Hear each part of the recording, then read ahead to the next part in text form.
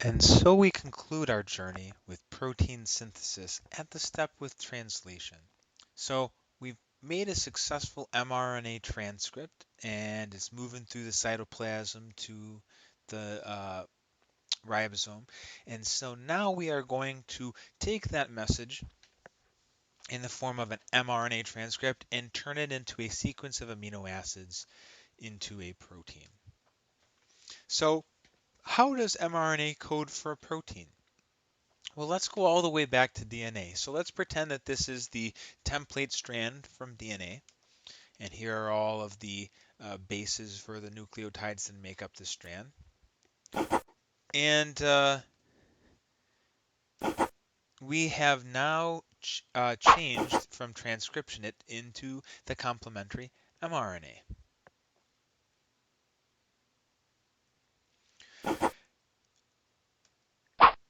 At this point, we are talking about how do we go from this sequence of mRNA bases to a set of amino acids that will make up a protein or a polypeptide chain. There are 4 DNA bases, A, C, T, and G. There are 4 mRNA bases, A, U, G, and C. But there are 20 different amino acids. How can this work? How can you code for 20 amino acids with only 4 nucleotide bases? Well, the idea is just like we have only 26 letters in the alphabet, we can make hundreds and thousands of different words by combining them in a different order. And so each word has a finite number of letters that make it up. And so grouping them in different orders and combinations can make different words just from the same 26 letters.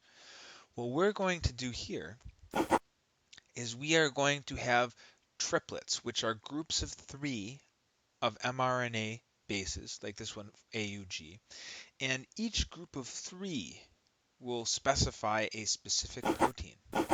And so we can line up our mRNAs in groups of 3, and like we'll see in a second, those groups of 3 are called codons, and each one will specify a specific amino acid to make up our protein. So the idea is that this code, this triplet code, is like any other code you'd write a message with. And at one point, just like other codes, we needed to break it. So Nuremberg in 47, Quran in 17 determined the mRNA amino acid match. So which mRNA codons specified which of the 20 amino acids. Um, And this was very, very important because we could actually understand the basis of the whole codon system, and we could read then the mRNA code and see what amino acids would be made from a specific mRNA. Kind of here's their pictures. So the code of mRNA is distilled in a image like this. So this is called a codon table, and it's the code for all life.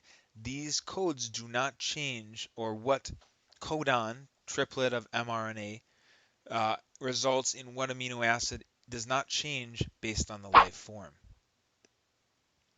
It's some of the strongest support for a common origin for all life. As you can see, it's redundant. There are several different codons that code for the same amino acid. So look, all 4 of these code for leucine, all 4 of these code for proline, these 2 for histidine. Okay, and what you'll notice is that the ones that code for the same amino acid, like let's take these 4, only differ in the third base, so GACU. They all start with CU and then U, CUC, CUA, CUG. It's called what we call like the third base wobble. It can change without changing what amino acid is being coded for. And one of the speculations of why that is it helps preserve the integrity of amino acids that are being produced, even if there was a slight mutation or change in the third base. And we also have a start codon, AUG, that will always be the first beginning of our protein. If you think of protein as a sentence, that's kind of like the capital letter to start off our sentence.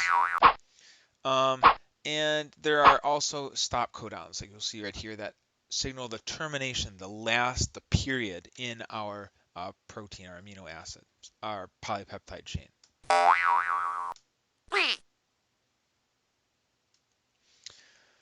So, how are codons then matched with amino acids?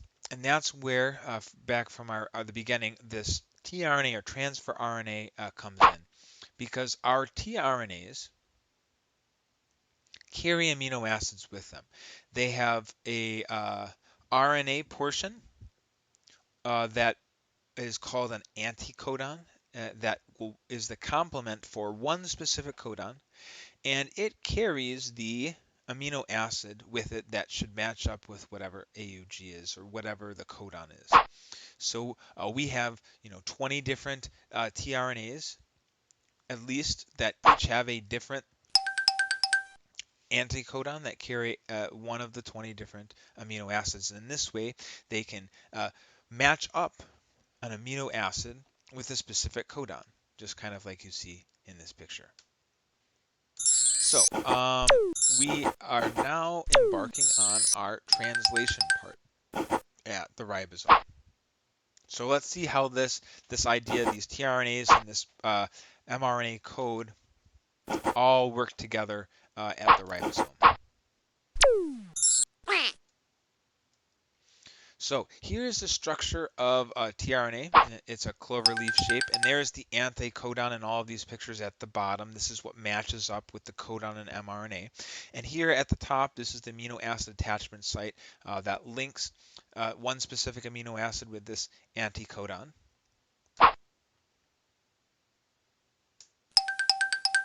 There we are. So a special enzyme called aminoacyl tRNA synthetase uses the shape of the specific amino acid and the tRNA to link them together. And it is an energetically costly process where it costs ATP to form this bond between the tRNA molecule and the amino acid. At the ribosome is where protein synthesis occurs. So this is where the coupling of tRNA anticodons to mRNA codons to form the polypeptide is facilitated. So the ribosome is a facilitatory structure. So like we said before, ribosomes are made up of proteins and rRNA, and they're made up of two subunits, a large and a small one, like you see right here. And inside, or not inside, but as part of the ribosome, there are three sites or little indentations called the E, P, and A site, which will be important in the process of actually turning the mRNA message into a polypeptide. So here at the ribosome. First, the A site is called the aminoacyl tRNA site. It holds the tRNA carrying the next amino acid to be added to the chain. So look right here in the picture. You can think of it right here, you can think of it as the first site. That is the A site.